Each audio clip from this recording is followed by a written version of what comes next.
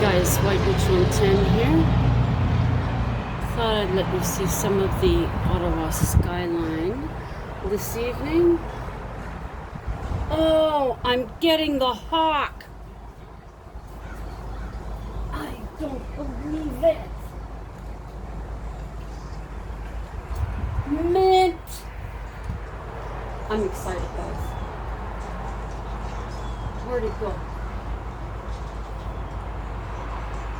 Oh, we are not getting rid of that. You guys just seen the hawk being chased by the crows. I thought the crows wanted some peanuts. But no, there was the hawk gliding right by. Perfect!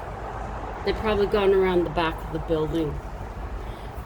Anyhow, so now we'll continue, we'll continue with the story.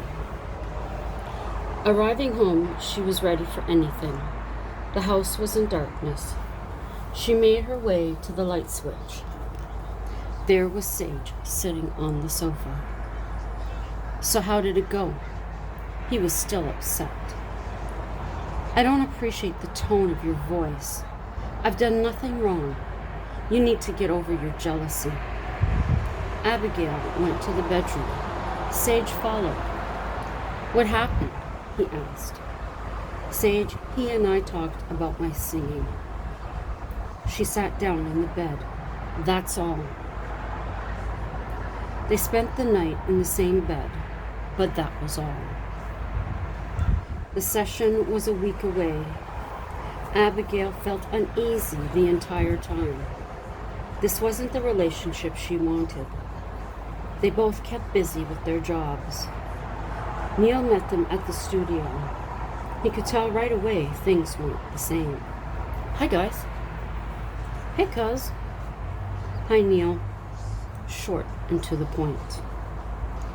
So, we'll start with Lullaby of Woe. I think it will take some time. Abigail's heart wasn't in it. Her performance was suffering. Abby, let's talk, Sage said. Neil, give us a few. Neil said okay and left for coffee. I'm sorry, babe. He wrapped his arms around her. How many times do I have to say I love only you? She asked. Not as many times as you have. Although it wasn't the apology she had expected. It was done. The time came. Do you know which song of Scott's you'll sing? Neil wanted to know. I don't think I should. Abby glanced over at Sage. I want to hear her sing one song. He looked to Abigail. Which one, babe? Sage said. I don't know. How about I won't be calling you? Fine. Her heart still wasn't in it. I'd like you to sing By My Side, Neil said. Whatever, Sage replied. Sage, it's a song. Neil was frustrated. Guys, I don't need one of his songs. Forget it. Abigail left the room and bumped right into Scott. Hey, calm down, he said. I'm sorry. There were tears in her eyes. What's wrong now? I wish I'd never agreed to this. Scott put his arm around Abby and took her to his office.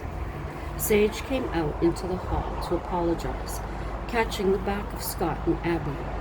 He knew there were still feelings. This was proof. This is all about a song of mine. I can't believe it.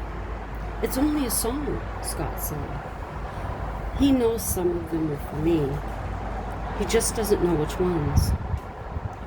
I'm sorry this is such a problem. Secretly, Scott was happy. Relationships will never be easy for me, she noted. Or for me, he added. I just want to finish this and get back to normal. They walked out into the hall. Abby made her way to Studio 4. The guys were gone. Abby called a cab from her cell phone. I could drive you home, Scott offered, just about to leave. No, I'm good. Thanks again. He smiled and left the building. Arriving home, Abigail noticed an extra car out front. She had no idea who it belonged to. The lights were on, but no Sage. She listened. Abigail heard voices. She walked towards the studio. She opened the door to a shock. Sage was in the chair, shirt off, with Deb on his lap. Deb noticed her. "Oh, hi," she said in a quiet voice. Without a word, Abigail turned round and left. Sage didn't bother to run after her to explain. He continued to sit with Deb on his lap. "Shouldn't you go after her?" she asked, actually concerned. No, though a part of him was already out the door. Immediately, Abigail called Mel. "I need you at the house as soon as possible." She walked into the bedroom. "Why? What's happening?" "Just get here." "I'll leave the door open. Walk right in. I'll be in the bedroom packing." She hung up. Packing? Mel was concerned by her call. Arriving at the tiny house, he was confused by the number of cars. Two he knew, but the other he didn't. Mel got out of his car and went inside as instructed. "Girl, have you lost your mind? What are you doing?" On the bed lay 3 suitcases open, and some of her clothes already packed. "Does the name Deb ring a bell?" Abby continued packing. "The one that was at the cottage?" Right now, she is in the home studio with Sage, sitting on his lap, close and loving. Mel did not believe what he was hearing. "What? What I need you to do is pack up my office. The tubs are still in the closet. I'll explain later." Mel wasted no time. He grabbed out the tubs and started in. He did wonder why Sage wasn't out here explaining himself. When he was done, he moved them into the living room by the door. "If you can take those in your car, I'll take my luggage in mine." The friends quickly loaded up. "Is there anything else?" Mel asked. "I'll take a look, but I can come back another time. I just want to get out." Standing at their vehicles. "Where are you going?" Mel inquired. "Hotel. I've done it before." "Come to my place. You know there is more than enough room. I insist." Abigail put up no argument. She got in her car and left with Mel. Mel now owned a beautiful Victorian house. It was one he had dreamed of owning. He seen Abigail to her room and left her to unpack. At dinner they spoke. So what happened? This all happened because of Scott. Neil wanted me to sing one of his songs. I wasn't comfortable, but finally agreed. Well, the song Sage took it as personal. That made me upset, and I walked out. Scott was in the hallway. He took me to his office. We sat and talked. When I calmed down and went back to the studio, they were gone. I got home by cab. I seen the car and had no idea who it belonged to. I could hear him talking when I opened the studio door, and there they were. I'm afraid to ask what they were doing. I believe they had been kissing. She was on his lap, his shirt off. He didn't say anything. Nope, not a word. He never came out of that room. Abigail held back tears. It hurt so much. Mel gave her a hug. I'm sure he'll come to get you. Sage will explain and you'll be back together. He didn't believe a word of what he was saying. As the days passed with no word from either Sage or Neil, she decided no more singing. The thought of divorce came to mind as well. "Have you heard anything?" Mel inquired, arriving home. Abigail was in the kitchen.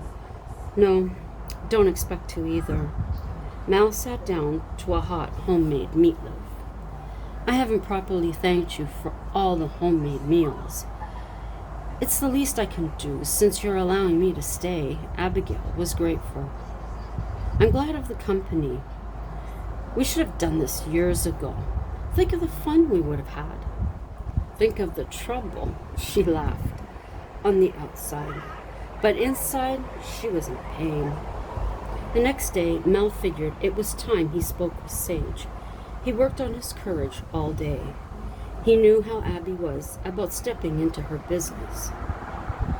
He didn't bother calling. He just showed up later that afternoon. Mel parked his car and walked up to the wooden door. A deep breath, then he knocked. He waited for the door to open. When there was no response, he went to the back door. "Hey, Mel. Why didn't she come?" Sage opened his door. "Abigail doesn't know I'm here. Honest truth. Come in. I know what this is about." Sage led Mel into the studio. "Have a seat." Mel obliged. "What do you have to say?" "Well, first, I'm shocked you haven't contacted Abby to explain yourself. Don't you think you should?" "No, I don't owe her one. When I seen them walking into his office, that was it for me."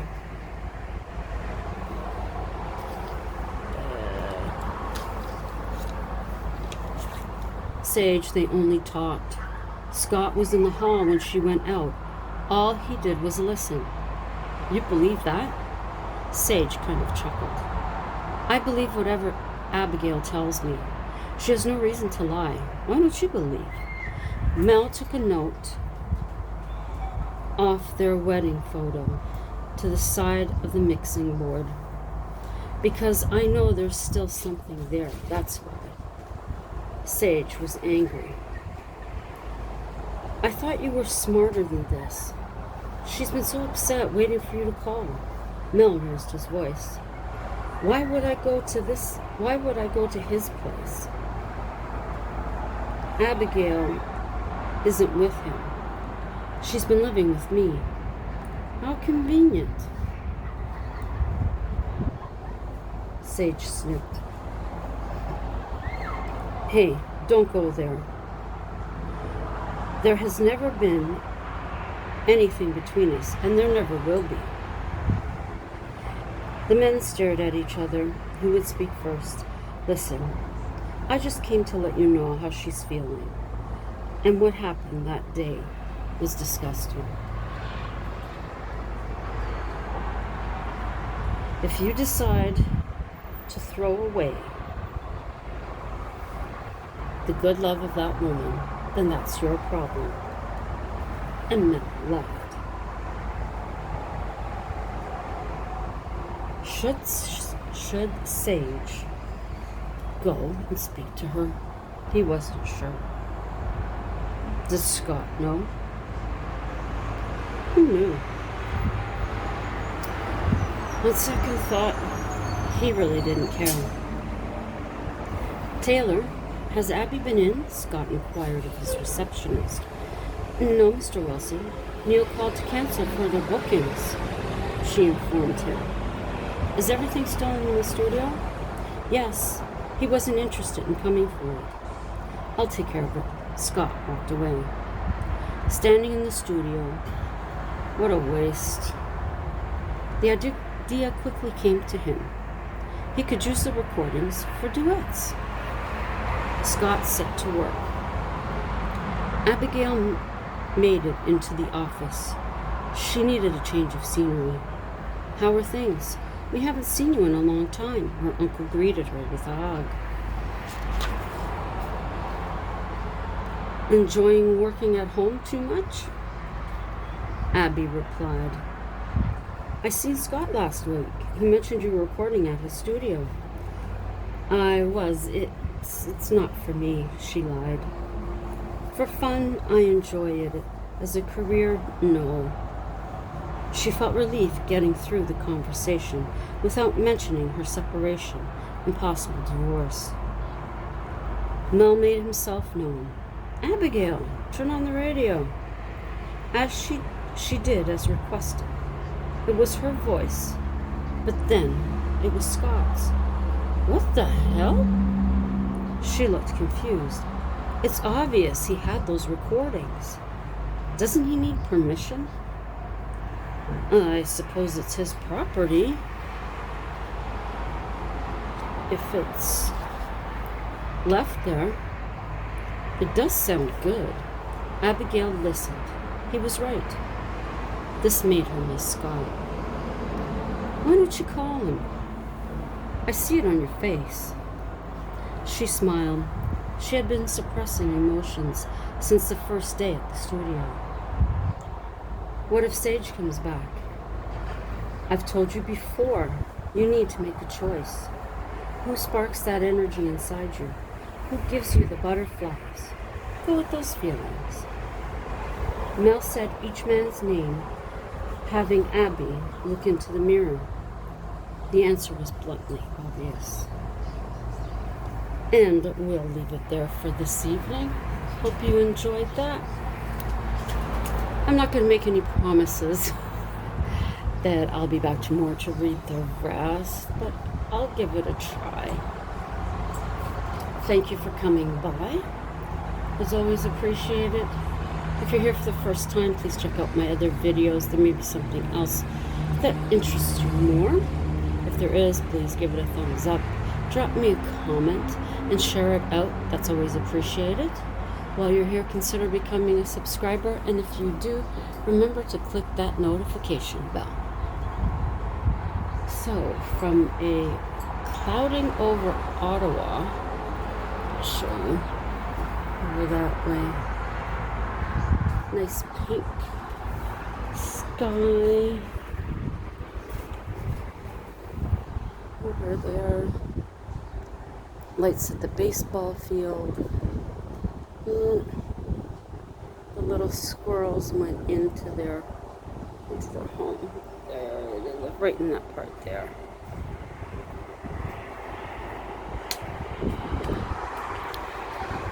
So everyone, have a good evening and have a good day tomorrow.